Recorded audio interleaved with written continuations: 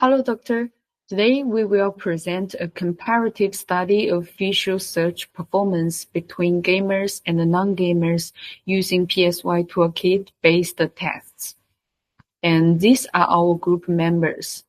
My name is YIFAN, and welcome to our presentation. I will present the introduction. Visual search tasks are widely used in cognitive psychology to assess an individual's ability to locate target stimuli among distractors efficiently. This ability is crucial in real-world scenarios such as medical diagnostics, security screening, and driving.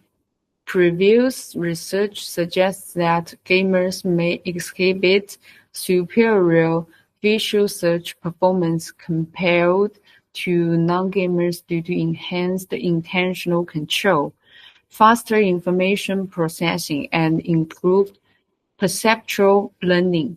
This study aims to investigate the differences in visual search performance between gamers and non-gamers using a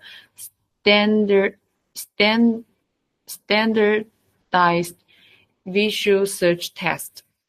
Participants completed a task consisting of 50 search trails.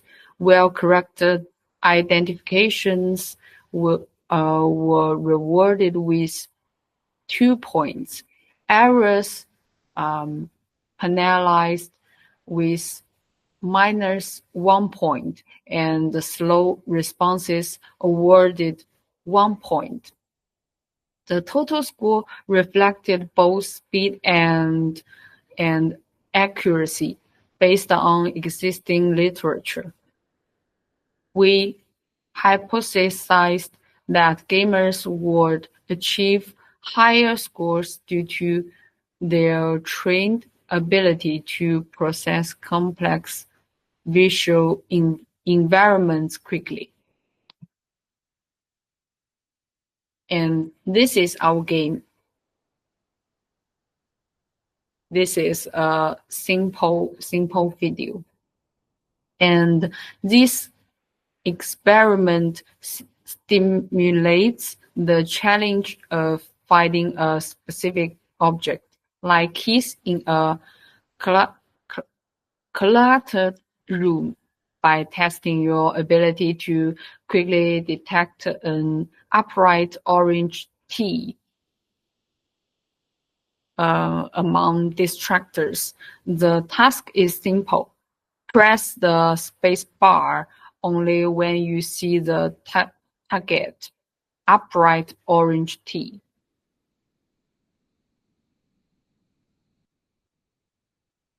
While ignoring blue upright tea and inverted orange tea, speed and accuracy are crucial, so people who do the test should respond as fast as possible, but avoid false alarms. This task measures visual attention, processing speed, and cognitive control, making it a valuable tool in psychology and neuroscience research. Good morning, Doctor. My name is SYARAFINA BINTI AZMAN, and my matric number is GS71309. So for today, I'm going to talk about literature review. Based on our study, we found that there are quite a lot of study based on the non-gamers and gamers, and also the cognitive tests they did during the research. So even though there's kind of a lot, I only choose 2 because it's more aligned with our study. So the first one by Aaron V. Barrett, Matthew Eskin, and Takeo Watanabe, Yuka Sasaki, 2025. Title Virtual Video Games Players Resist Perceptual Interference. So basically, Why we choose? Basically, the research objective for this research is to test whether frequent gamers have faster stabilization of perceptual learning compared to non-gamers and examine the effect of daily video game playing on interference of training of texture discrimination task TDT. Why is it relevant to our study? Because it supports the idea that gamers may have superior visual processing or learning efficiency, which could explain potential differences in visual search performance between gamers and non-gamers in our study. So for the second one, Carl by Carl Ziff, Ronnie Lidor, and Oren Levin, 2022, titled Reaction Time and Working Memory in Gamers and Non-Gamers. The purpose of this pre-register study was to examine whether asking gamers and non-gamers about their video game playing habits before or after they perform computerized cognitive motor tasks affects their performance.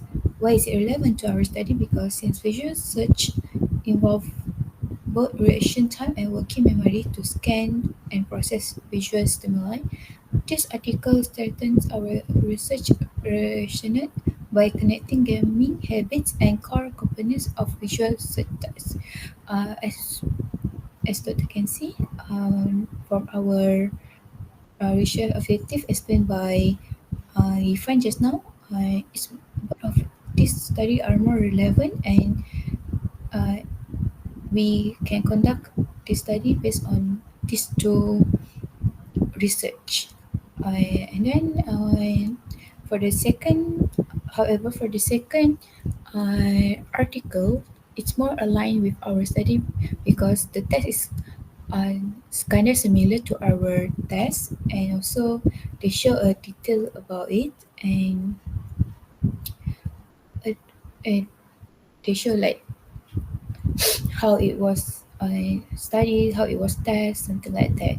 So moving on, I'm going to talk about methodology. For this study, we choose a quantitative cooperative research designed to assess visual search performance between two groups, gamers and no-gamers. Basically, we contacted our participant through WhatsApp, and our participants are our friends that are playing games, hardcore games, and also those who didn't play games at all. So participants completed a visual search task on the Cytokit platform, which recorded responses across 50 search displays. So for each response was assigned a status code. The first status correct. If is it correct, we're going to plus 2 points, and if there's error, we're going to minus 1 point. However, if is it too slow, there's no point to be added. There's only 1 point. So based on our observation, we can see that it's only either correct uh, answer or too slow. There's none error that be used in this test. So uh, based on this study also, we have our own hypothesis. We predicted that gamers will perform better on the visual search task than no gamers. However, our hypothesis is a null hypothesis because there is no significant difference in visual task performance between gamers and non-gamers. So why is it like this? My next group mate, I will explain it. Will explain it, in the next slide. She's going to talk about data analysis and uh, the results, something like that. So that's all for me. Thank you, Dr. My name is XINYU and I will show the data collection methods. First, our experiment had 20 participants, including 10 gamers and 10 non-gamers. Each of us found 5 participants and asked them to do the task. We use the Cytokit platform to do the visual search task. After the task is completed, the system automatically records the data of each test. The left side is the test result, automatically recorded by the system. After the experiment, we saved the raw data of the test results, and we use the fifth column in the data for analysis. This column shows the status of response, where the 1 represents correct, and 2 represents error, and 3 represents too slow. 1 and 3 both represent correct answers, but 3 represents a slower response time. So we can reflect the response time based on the number of 1 and 3 in the status. And then we use this calculation rule to calculate the total score. Add 2 points to correct, subtract 1 point to error, and add 1 point to too slow, and obtain the total score of each participant. And finally, according to the grouping of gamers and non-gamers, we calculated the average score of each group and created a pivot table and bar chart to show the results more intuitively.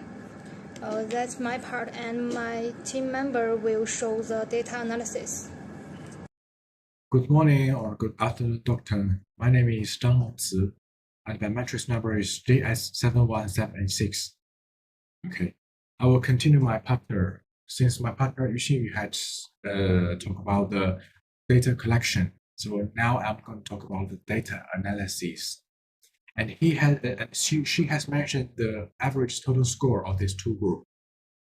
The first group, gamer group, was 78.3, and the non-group was slightly lower, slower than 2 points than the gamer group, which is at 76.3.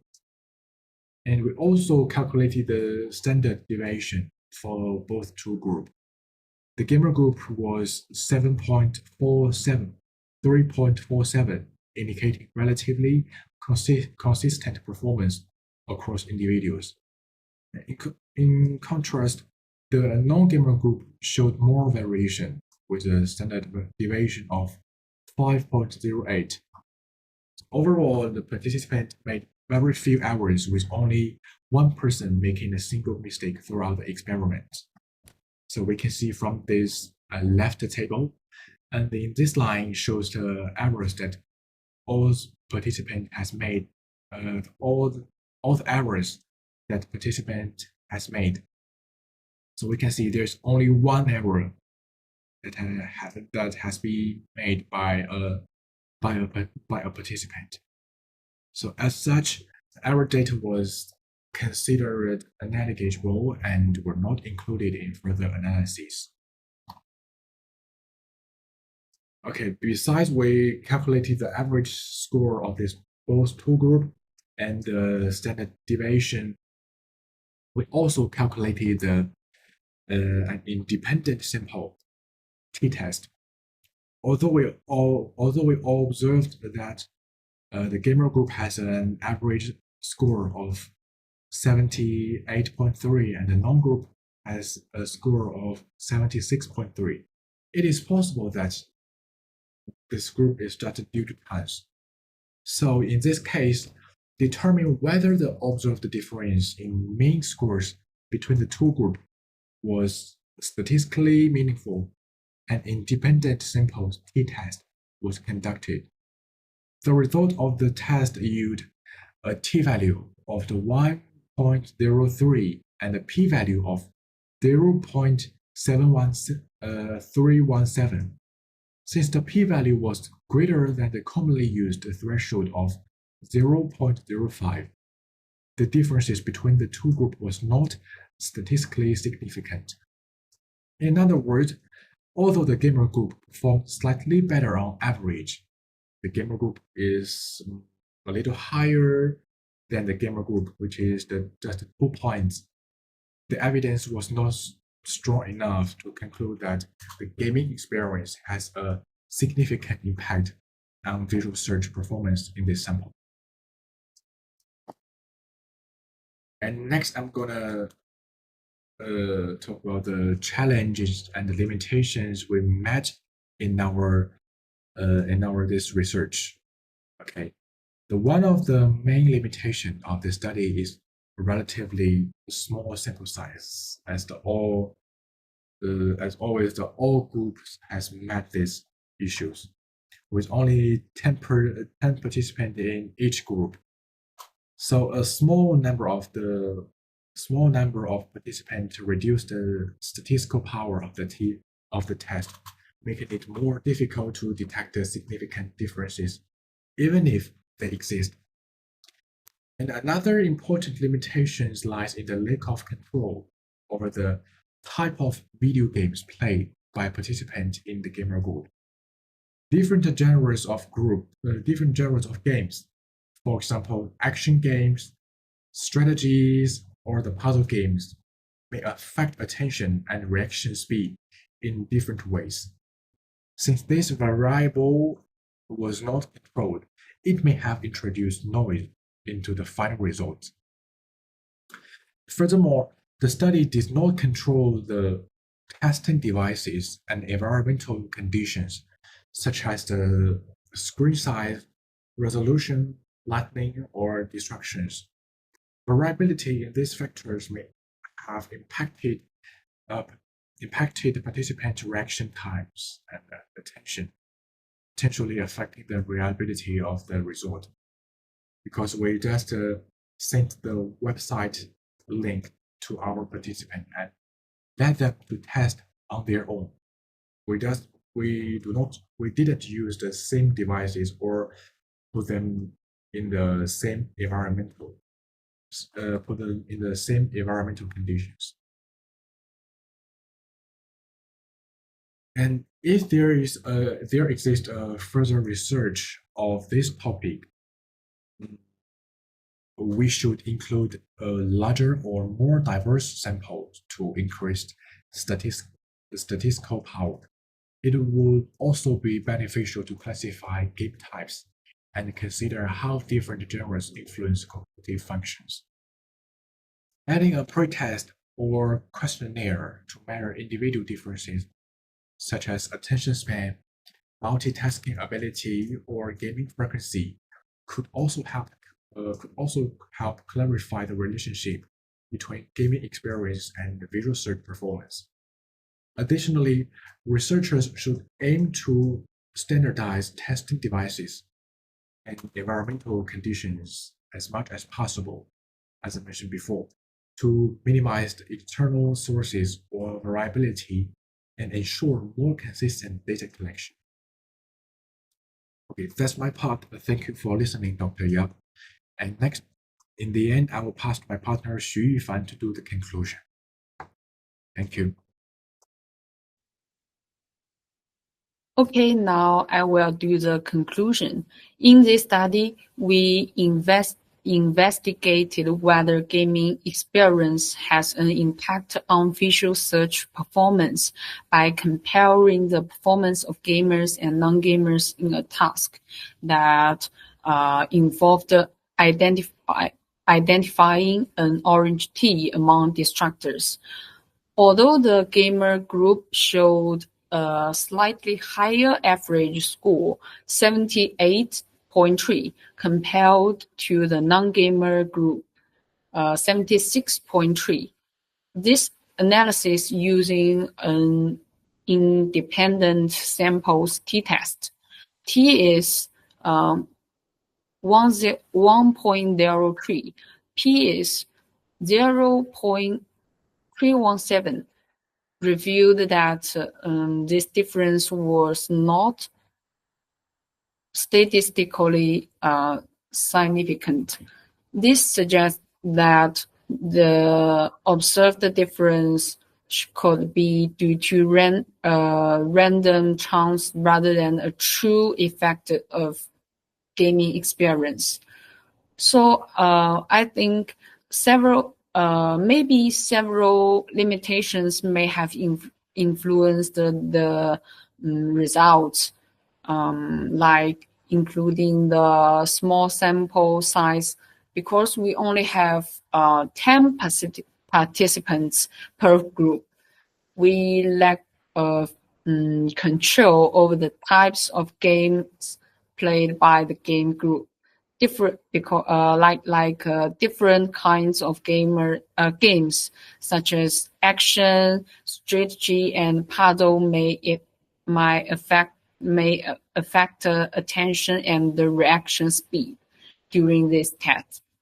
This fact could have introduced the variability in the participants' reaction times and attention levels, affecting the reliability of the findings. So in conclusion, while gamers performed slightly better in the visual search task, the evidence was sufficient to support the hypothesis that gaming experience significantly enhances visual search ability in this context. Further research with a larger and more controlled sample is needed to draw firmer conclusions. This is our references. So that's all. Thank you.